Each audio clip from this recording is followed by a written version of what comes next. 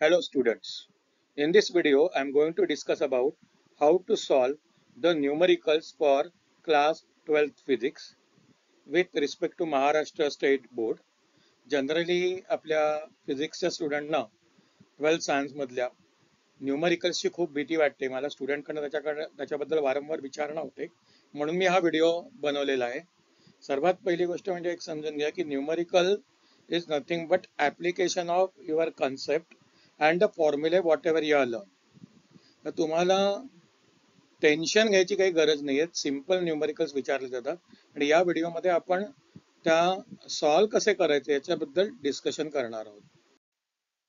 Now here is the question paper pattern in front of you. You can see where this numericals have been asked. तुम्ही बघा, आपला 12th सायन्सचा question paper pattern आहे. It will be divided into 4 sections ABCD. आणि मग त्याच्यामध्ये जर आपण नीट लक्ष दिलं तर आपल्या लक्षात असं येईल की प्रत्येक क्वेश्चन मध्ये आपल्याला त्यांनी न्यूमरिकल्स विचारलेले आहेत. फॉर एक्झाम्पल इथे सेक्शन ए मधले जे मल्टिपल चॉईस क्वेश्चन आहे त्याच्यात 3 न्यूमरिकल आहेत. हे तिन्हीच्या तिन्ही आपल्याला कंपल्सरी असणार आहेत. त्याच्यानंतर क्वेश्चन 2 मध्ये जे 1 मार्क स्मॉल आन्सर क्वेश्चन्स आहेत त्याच्यामध्ये 2 न्यूमरिकल आहेत. हे दोन्ही पण गोष्टी आपल्यासाठी कंपल्सरी आहेत. तर हे आपल्याला एकदम लक्षात ठेवायचं आहे की हे दोन जे आहेत 3+2 हे 5 मार्काचे जे न्यूमरिकल्स आहेत ते आपल्याला कंपल्सरी आहेत. त्याच्यानंतर आपण जर सेक्शन बी मध्ये गेलो तर टोटल 12 क्वेश्चन्स आहेत. त्याच्यामध्ये 7 थिअरी आणि 5 न्यूमरिकल आहेत. म्हणजे मी 8 क्वेश्चन मला सॉल्व करायचे आहेत. तर जर मला 7च्या 7 थिअरी क्वेश्चन्स येत असतील तर मला फक्त एकच न्यूमरिकल इथे सॉल्व करायला लागणार आहे. तीच गोष्ट सेक्शन सी मध्ये I have been given total 12 questions out of which I have to solve 8. त्याच्यामध्ये पण बघितलं तर 7 थिअरी आहेत आणि उरलेले 5 न्यूमरिकल आहेत. जर मला जर थिअरी क्वेश्चन्स येत असतील तर मला फक्त कंपल्सरी मध्ये एकच न्यूमरिकल इथे सॉल्व करावं लागतं. वरच सेक्शन डी मध्ये 4 क्वेश्चन पैकी मला 3 सॉल्व करायचे आहेत आणि त्या 3 मध्ये अशी परिस्थिती असणार आहे की 2 मार्क थिअरी आणि 2 मार्क न्यूमरिकल. म्हणजे तुमच्या लक्षात येईल की आपल्याला 1 मार्क 2 मार्क्स आणि 2 marks numericals are very very important. इथे पण बघा 2 मार्काचे न्यूमरिकल आहेत. तर आपण जर टोटल पेपरमध्ये न्यूमरिकल बघितलंय तर 36 मार्क्सचे न्यूमरिकल आहेत. हे बघा, टोटल पेपरमध्ये 98 मार्क्सच्या पेपरमध्ये विथ ऑप्शनमध्ये 36 मार्क्सचे न्यूमरिकल येतात. त्याच्यामध्ये आपल्याला कंपल्सरी जे सॉल्व करायला आहेत ते 14 मार्क्सचे न्यूमरिकल आहेत. म्हणजे जर आपल्याला कोणी असं सांगत असेल की तुम्ही न्यूमरिकल प्रिपेअर केलेच नाहीत तरी देखील तुम्हाला खूप चांगले मार्क मिळतील, तर तसं होणार नाही. You have to prepare for some simple numericals. जर आपण नीट लक्ष दिलं तर आपल्याला कळेल की 1 मार्काचे 2 मार्काचे न्यूमरिकल मोठ्या प्रमाणात विचारले जातात. तर प्रिपेअर करताना टेक्स्टबुक मध्ये जे सॉल्व न्यूमरिकल्स आहेत, जे सिम्पल न्यूमरिकल्स आहेत ते जर आपण प्रिपेअर केले तर हे देखील आपलं बऱ्यापैकी काम होऊन जातं.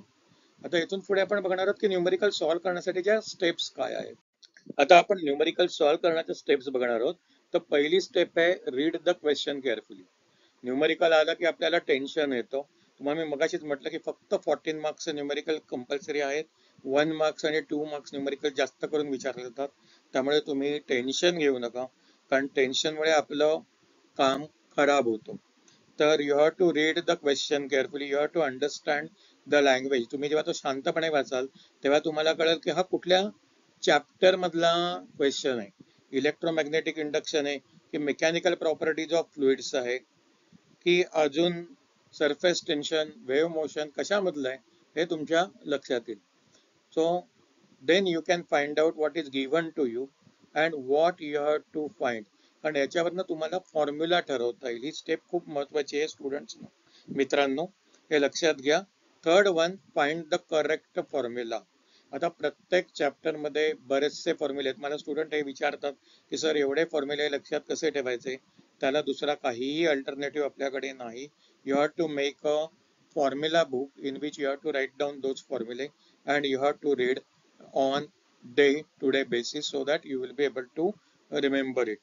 Fourth one, substitute the values with proper unit and conversion. एक लक्षात ठेवा, न्यूमरिकल मध्ये स्टेप वाईज मार्क्स आहेत. जर तुम्ही गिव्हन आणि फाइंड फक्त लिहिलं तर मार्क मिळतील असं नाही, पण तुम्ही जर करेक्ट फॉर्म्युला लिहिला, त्याच्यात प्रॉपर कन्व्हर्शन करून सबस्टिट्यूशन लिहिलं, तर तुम्हाला अर्धा तरी मार्क त्याचा मिळू शकतो. हे लक्षात ठेवा, खूप महत्वाचं आहे.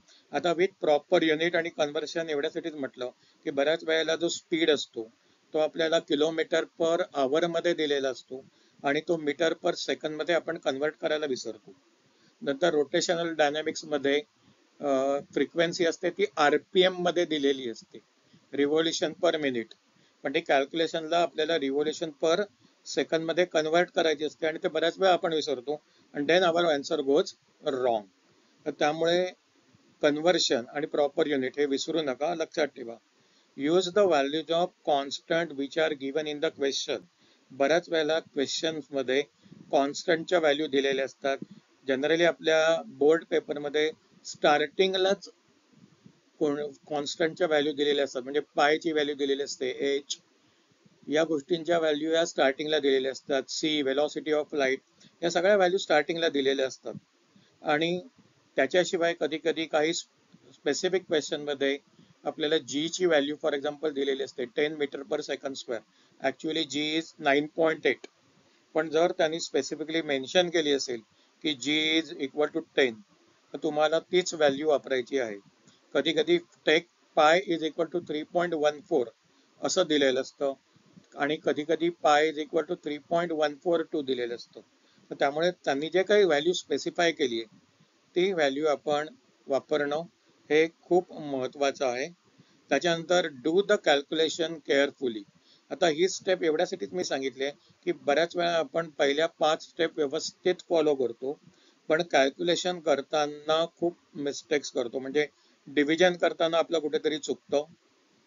दुसरी गोष्ट 10 रेज टू ज्या पॉवर असतात, for example dual nature of radiation जिथे आहे, चे एनर्जी वगैरे काढायची, ती कन्व्हर्ट करायची इलेक्ट्रॉन व्होल्ट मध्ये वगैरे, तर 10च्या पॉवरचं प्लस मायनस कन्व्हर्शन आपण विसरतो कॅल्क्युलेशन मध्ये. तिथे बऱ्याच वेळा गडबड होते आणि तिथे आपला शेवटचा 1 मार्क जातो. जर 2 मार्काचं न्यूमरिकल असेल तर 1 मार्क तुम्हाला गिव्हन, फाइंड, फॉर्म्युला, सबस्टिट्यूशन या सगळ्यामध्ये 1 मार्क असतो आणि पुढचा कॅल्क्युलेशन काढून आन्सर लिहायला उरलेला 1 मार्क असतो. मग आपल्याला स्टार्टिंगचा मार्क मिळतो, पण कॅल्क्युलेशन मधले सिली मिस्टेक ज्याला आपण म्हणतो त्यामुळे आपला तो 1 मार्क जातो. सो मित्रांनो, तुम्ही कॅल्क्युलेशन पण केअरफुली करा, कारण आपल्याला बोर्ड एक्झाम मध्ये 1 मार्क महत्वाचा आहे.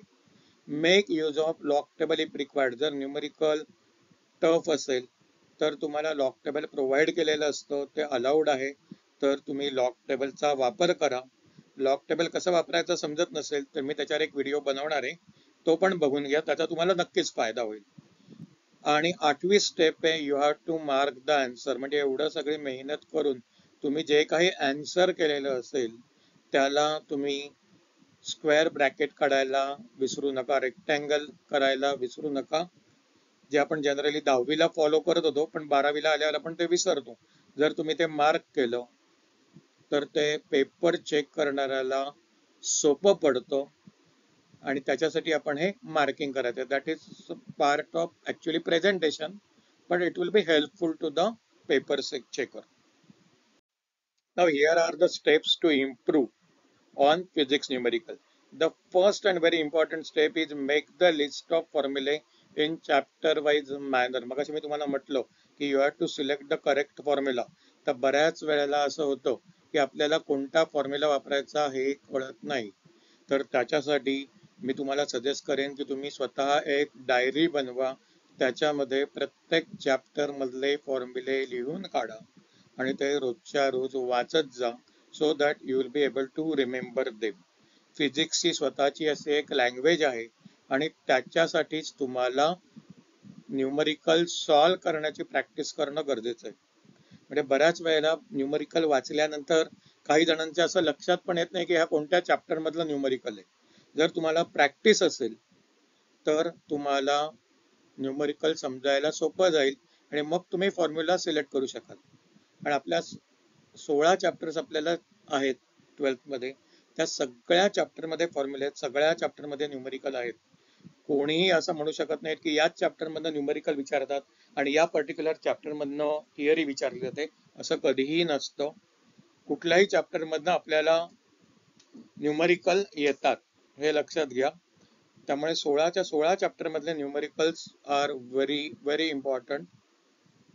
म्हणून मी म्हणेन की तुम्ही प्रॅक्टिस करा, एका चॅप्टर पासून सुरुवात करा आणि प्रॅक्टिस करते वेळी नेहमी you give more emphasise on solving 1 mark and 2 marks numerical. तुम्ही पहिले सॉल्व्ड न्यूमेरिकल टेक्स्टबुक मधले बघा आणि ते परत एकदा सॉल्व्ह करायचा प्रयत्न करा. म्हणजे काय करायचं की ते जे सॉल्व्ड न्यूमेरिकल आहे ते तुम्ही तुमचा हात ठेवून कव्हर करा त्याचं सोल्युशन, किंवा नोटबुक ठेवून कव्हर करा आणि तुम्हाला सॉल्व्ह करता येतं का बघा. 2 मार्क्स न्यूमेरिकलचं पण तसंच करा. Directly don't go for 3 marks numerical. कारण 1 मार्क 2 मार्क्स न्यूमेरिकल सॉल्व्ह केले की आपल्याला वाटतं की अरे आपल्याला येतंय, आपला कॉन्फिडन्स बूस्ट होतो आणि तोच आपल्यासाठी खूप महत्वाचा आहे. मी स्टार्टिंगलाच व्हिडिओच्या म्हटलं की किती मार्काचे न्यूमेरिकल्स येतात आणि त्याच्यात बघितलं तर तुमचे 2 मार्काचे न्यूमेरिकल्स बरेच जास्त आहेत. तर त्यामुळे तुम्ही 1 मार्क आणि 2 मार्क्स न्यूमेरिकल प्रॅक्टिस केली तरीही तुमचं काम व्यवस्थित होईल. So no need to take any tension. जर तुम्हाला हा व्हिडिओ आवडला असेल तर चॅनेल शेअर करायला मित्रांबरोबर विसरू नका. चॅनेल सबस्क्राईब करा फॉर मोर सच व्हिडिओज.